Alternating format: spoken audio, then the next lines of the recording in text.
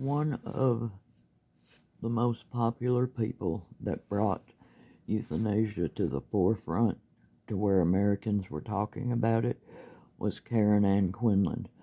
She was a healthy, active college student. She went out one night, and when she came home, she fell into a coma, a mysterious coma.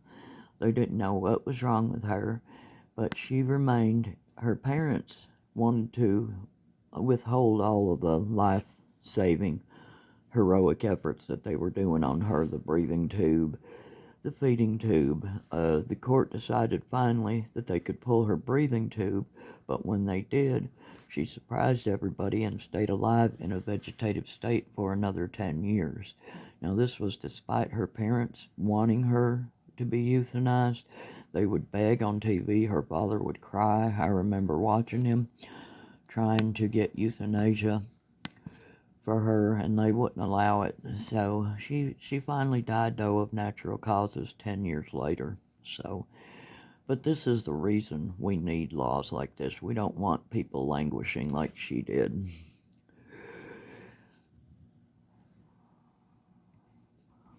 "90% of the patients that opt for physician-assisted suicide are in hospice. Physician-assisted suicide is legal in California, Colorado, Hawaii, Maine, Montana, New Jersey, Oregon, Vermont, Washington, and Washington, D.C. The argument against physician-assisted suicide, some people say it may cheapen the value of life.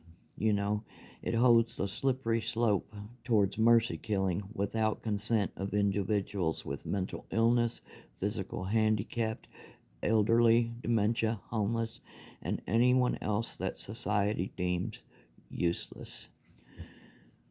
Now, that there is room for abuse here. That's why they give the slippery slope argument. You had a patient in there that was absolutely just nothing you could do for her. But so that turns into the argument for a slippery slope. But this is a strong solution.